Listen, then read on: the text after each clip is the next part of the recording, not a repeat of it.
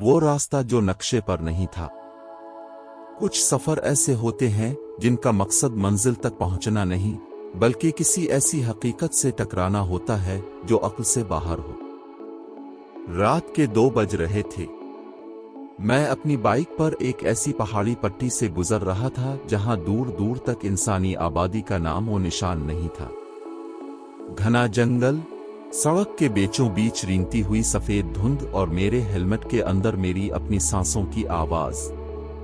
अचानक बाइक ने एक जोरदार झटका खाया और इंजन खामोश हो गया।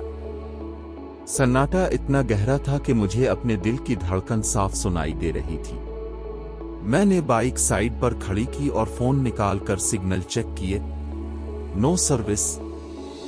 तभी मुझे एहसास हुआ कि मैं अकेला नहीं हूं। सड़क के दूसरी तरफ धुंध के बादलों के पीछे से कोई मुझे देख रहा था। मैंने टॉर्च जलाई तो वहां एक बूढ़ा आदमी खड़ा था जिसके हाथ में एक पुरानी लालटेन थी और उसका आधा चेहरा मफलर में छुपा हुआ था। बेटे, इस सड़क पर रुकते नहीं हैं, इसकी आवाज में एक अजीब सी कपकपी थी। मैंने घबराते हुए पूछा, बाबा जी, बाइक खराब हो गई है, क्या यहाँ करीब कोई मैकेनिक या बस्ती है? वो बूढ़ा मेरी तरफ बढ़ा। इसकी लालटेन की पीली रोशनी मेरे चेहरे पर पड़ी। इसकी आंखें बेनूर थीं, जैसे वो देख ना सकता हो, लेकिन फिर भी वो सीधा मेरी आंखों में झांक रहा था। यहाँ कोई बस्ती नहीं है, यहाँ सिर्फ यादें रहती हैं। बाइक को कुक मारो, वो स्टार्ट हो जाएगी। लेकिन एक बात याद रखना, पीछे मुड़कर मत देखना, चाहे तुम्हें किसी की भी आवाज सुनाई दे।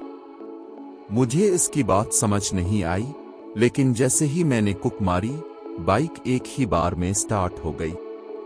मैंने फौरन गियर डाला और वहां से निकलने लगा। अभी मैं बमुश्किल 500 मीटर ही आगे गया हूंगा कि मुझे अपने पीछे एक जानी पहचानी आवाज सुनाई दी। भाई, रुको, मुझे भी साथ ले चलो। मेरे रूंगटे खड़े हो गए। वो आवाज हो बहू मेरे छोटे भाई की थी, जो इस वक्त सैकड़ों मील दूर घर पर सो रहा होगा। मेरा हाथ क्लच पर थरथराया। दिल चाहा कि अभी ब्रेक मारूं और पीछे देखूं, लेकिन मुझे इस बूढ़े की बात याद आ गई। मैंने रफ्तार बढ़ा दी। आवाजें बढ़ती गईं। कभी मेरी मां की आवाज, कभी मेरे किसी दोस्त की पुकार।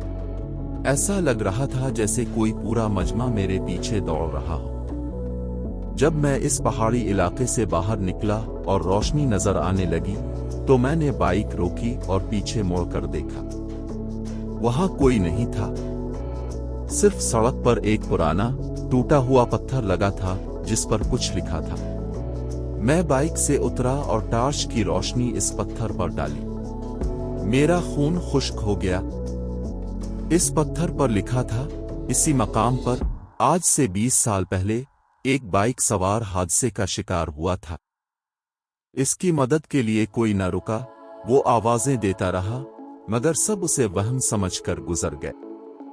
नीचे इस सवार की तस्वीर लगी थी। वो वही बूढ़ा आदमी था जिसने मुझे चंद मिनट पहले रास्ता दिखाया था। बस फर्क इतना था कि तस्वीर में वो जवान था और उसके हाथ में वही लालटेन थी। इस रात मुझे समझ आया कि बाज़ औक़ात खौफ हमें मारने नहीं, बल्कि हमें बचाने के लिए आता है।